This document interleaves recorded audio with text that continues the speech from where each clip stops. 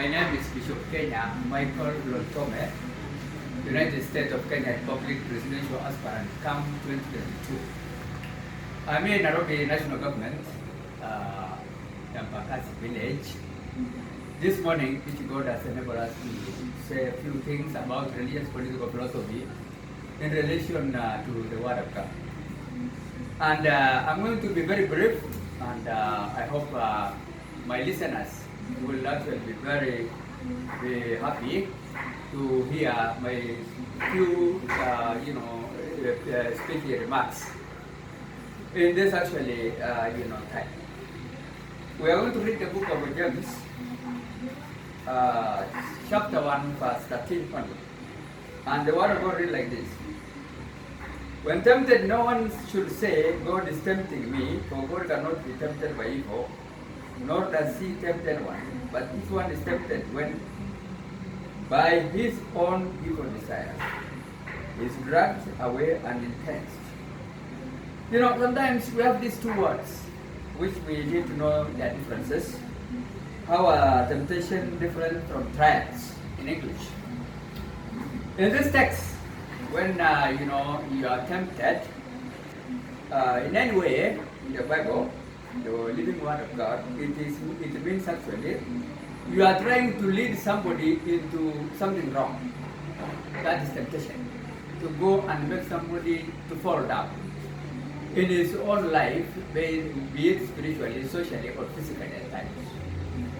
And by so doing that, then it is possible for many people to believe the right things, yet they live the wrong way.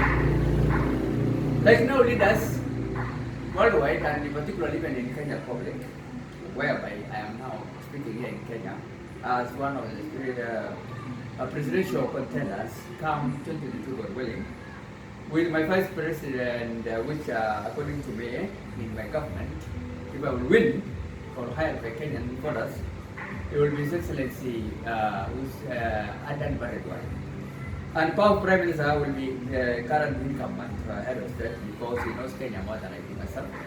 And his term of president's office is ending and he's still very young than me then. So he will be very powerful Prime Minister, His Excellency Uhuru Kenyatta, according to my visions and aspirations. And even 2030 vision, which is 32, or earlier than that, because if I will win, I will just have one term as president. So, may I say, actually, the 2032 vision will be the United States of America retired president. A very successful man in leadership. His Excellency Barack Hussein Obama will be the one who is going to be. So, in short, that's how it will be if I will win. So, trial and temptation, we must know the difference in leadership, particularly, because when you are tempted by the devil or Satan or we call it even some jinns or demons. In that case, then we say someone is being led into to do something wrong. But when you are doing, when you are tested, like when God tested Abraham, sacrifice son, Isaac, to see whether this man is obedient to God. That is temptation. It's testing, not temptation. It was testing. But when Jesus was tempted, the devil wanted Jesus to fall actually into sin. But when Abraham was tested by God, it was actually to make his faith strength more, in greater heights. So temptation in leadership is something which can lead people into a wrong way. And trial is something which is molding your life in leadership to see how good you will perform. So, like now I have given two examples of Jesus Christ, temptation, and the testing of Abraham. So, even in leadership, there is such a kind of things. You must know these things, that God gives a person an opportunity to do something right in trial, in testing. Now, Kenya, we are now actually from 4th, class 8 and many other, institutions of higher learning and also in elementary learning, primary. They are continuing doing the exam and some have even completed. That is what we call testing. You are tested so that you will go to a greater height from one level of life to another. That is testing. We are not tempting our kids or our students in exams. We are testing them. Because if we are tempting them, then we end up being now what Professor Magoha, Minister of Education in Kenya, said. That some teachers have met a mess up in some part of the country to give student leakage of exams papers. That's now temptation. They are leading them to a wrong direction. So believe that it is possible to believe the right things like those leaders, yet they live the wrong way by misleading those kids that are told to supervise, together with probably those security men who have been just watching, which are not actually interested to know what the students are doing, but they are watching outside. So security men are more safer. There's no reason why they should be victimized in that kind of scenarios. Because they are not in the exam room, they are out in the doorway looking whether there are some foes or enemies which are coming to attack people. But they don't know, their supervisors. Teachers who are supervising, the papers, they are inside there with the kids. So even in those trials, the security men are free. They are not supposed to be victimized in such kind of, leakage of exams and what in those areas. It's only teachers or supervisors of that exam, which invigilators in that case, are the only one who are wrong. And they're supposed to face prosecution. But then security men who have been there, they're okay. They will continue doing their work. There are no enemies who have attacked them. They have attacked themselves because of what? They believe what is the right things, but yet they have done it wrong. So what do I want to say? In short, what made Nairobi to fall in leadership? Because now we have an interim governor, which is Kenya Air Force, leader. A very successful man, because he's still Kenya Air Force General. His Excellency General Badi Mohammed Ali Abdallah is now the interim, governor of Nairobi after, former governor, His Excellency Mike Mbowe Soko fell in his leadership. What made him to fail? One time I'm living in room 138 of Pakati Village County Council houses, which have been built by British government 1956. And even I want also to give my condolences to Prince Charles, family in that case for that tragic loss of that leader, Prince Charles, of that country.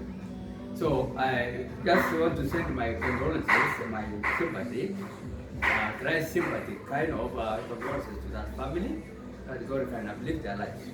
He has actually served well, he was a very good leader, and we have been we thank them, because even the house I'm living 138 in a Bagal village was built by British government in 1956. Very nice houses, very nice, but the government of Kenya is telling us to pay some few credits, 1,600, of which they would have even, given us, because it's British government, they would have built us. So what do I have to say? Actually, what has made this leader to fail? Transparency, lack of transparency and accountability made Sonko to fail in his leadership. And it's not him who actually was lacking it. It was actually 17 constituencies leadership, because Nairobi has 17 constituencies, and 85 votes assembly, plus the 7 nominated, which is, we have an MCS of councillors, 122. When the Sonko, His Excellency Soko wanted these people to give him, maybe, because he has said it actually in one time, wanted them to give, annual reports, annual development report of, in the expenditure form, recurrent form, and also supplementary form. None of them is there to give him. That's why he decided to run to the head of state, President Kenyatta. What am I going to, I'm interested in leadership. And that's why now we ended up having national government, and interim now new governor, because this national government now is the head of all other 6 head in federal state or counties. So in brief, Nairobi is divided in 17 constituencies and 85 wards. Actually, the biggest one is Raila's one, which is Kibera, 196. Kibera, Langata, is 196.8, with a number of members of county assembly, 5 of them. Each of them is representing 39.6 area square kilometers. That is the biggest one. And the Mathare constituency also Raila dam site still, is actually the smallest among all these six, 85 wards. And that one covers 3 kilometers with a number of county assembly members or councillors, 6 of them. Each of them is administrating an area of 0.5.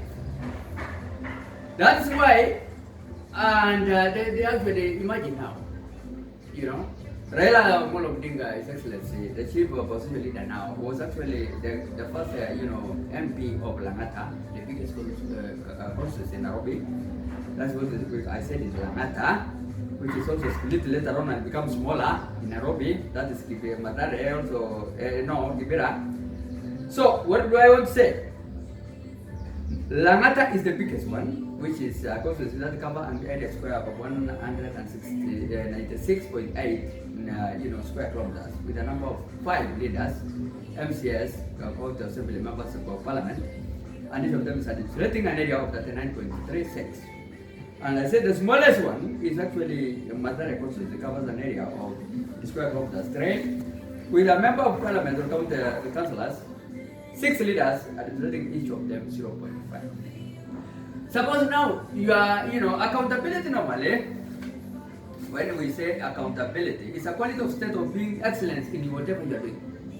That's in simple terms. Doing the right thing, okay, by showing people directly what you are doing in a way that everybody will see it clearly. You see? Now this brief press conference I'm holding here as a, United States of Kenya Republic presidential, aspirant come 2022.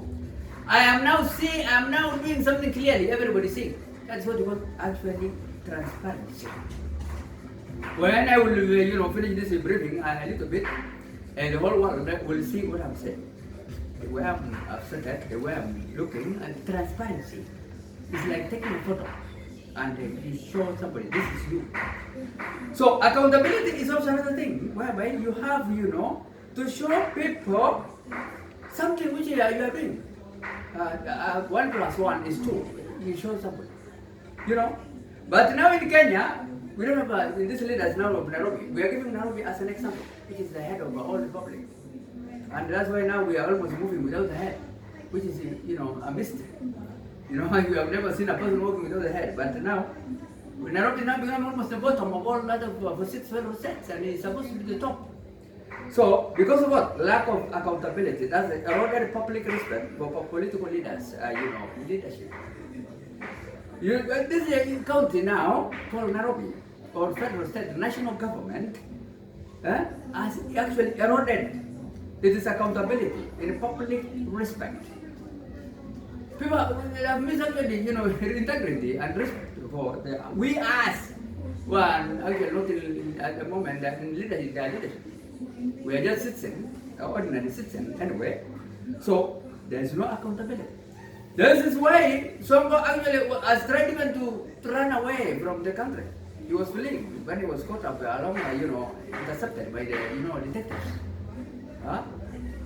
When he knew that these people are really messed. Since 2013, during the former governor also, Kidero, and then he just given, a skeleton kind of a government to lead. So that's why this young man called Honorable Mike Mbuvi Sonko, which we have elected him on 8/8/2017, all of Nairobi people have just elected him. When he actually wanted to this transparency and accountability from the leadership of 17 constituencies, and 85 ward assembly plus the nominated one, which is 122 MCS. They ended up fighting him. Particularly, it was actually the one who was moved is actually Michael Okada, our Embakasi East constituency of Nairobi village. You hear, he's actually our member of county assembly. They've never seen Michael Okada here coming and give us a briefing of whatever is doing since he was became actually an MCA of this place for so many years. So he's the one who impeached our governor, and then that's why now he decided to run away when we wanted to ask them this accountability and accountability and transparency in their leadership. Imagine now I have given a good example. These leaders, they don't give their what they are doing completely.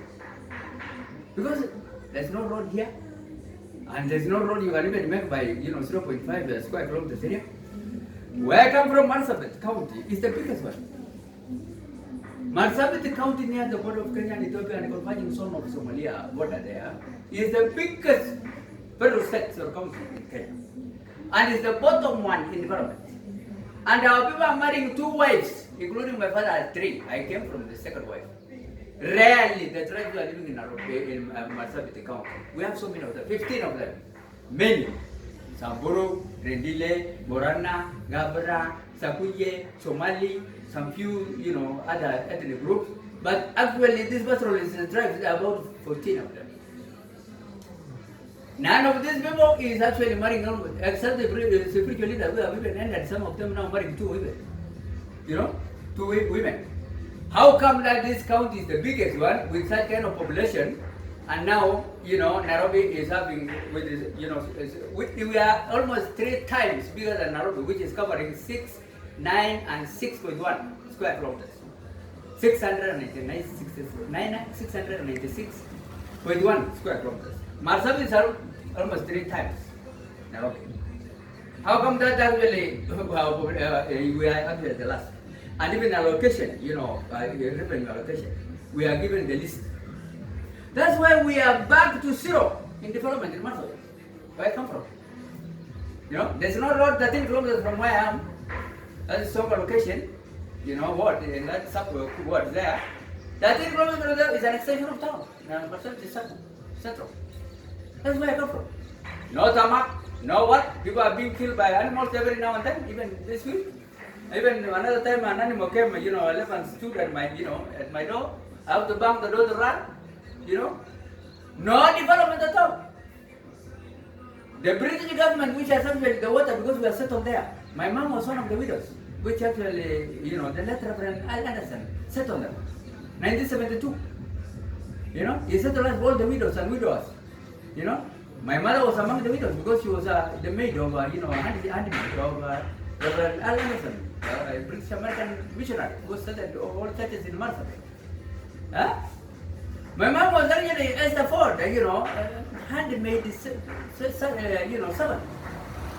And I was one boy of Reverend Al Anderson myself, because he is the one who sponsored me for 11 years in education system, elementary and also high school. So we are just brought up by Henderson. My mom was actually the maid servant of Esther Ford. You see? He actually took us from Loglogo station to go and settle us there. And he has sponsored me throughout. I used to go to I was mostly brought up even at the Kanyariri here. During the very, Kiambu. Kanyariri, there's a home here, children home. We call it actually Word of Life Camp. He used to bring me to go and stay there. He used to take me to Mombasa. Lodiani Beach, there is also Word of Life Camp there. Near opposite police in Likodi. Police station. I was just a son, and my mom was actually the maid of, the late Reverend Anderson. Okay? So, what do I want to say? Well, actually, and now we are actually, the water they have given us, Reverend Anderson took us there because of the district commissioner of 1960s of British government. He took us there, gave us farms, gave us water there, because it seemed to be that area was actually occupied by white people. The best of the best, we are getting water, gravity water from that of the mountain. Yeah? Sometimes I'll show you, I've shown you, if you go to my blog, Michael Ottomans, you will see me watering my farm. Now people from Meru, who are working with Food for Agriculture International, or Marsabit, they came and took the pipes and replaced us with, with the fake ones. You see? What made it prompted this one? The senator now of Marsabit, current one, Abubakar, is the one who have actually messed up. He took the money, he got the funds from, Saudi Arabia, Arabian development funds. And then he came and actually destroyed the whole thing using, Meru federal states. That is the way we ended up. Being now in problem, there's no water. Our pipes have been taken to Meru, the best one, and replaced with the, with the plastics. No water now. So what do I want to say? And it seems that this people 2000. The district commissioner was there as plenary. No, you are not even a road engineer. It was called DC or something like that. I went also there as a pastor from Moi place and I visited my home. Even I visited no, but he has refused. And that's now we don't afford that. So remember me 2022 as we are 50th president. And remember also we need actually to overhaul this 12 parliament leaders, politicians particularly, to have a new ones. So that we will have accountable and transparency leaders who will tell us what's happening in the whatever leadership that we do. Remember me 22 as you are 50th president, Michael Lolly Top.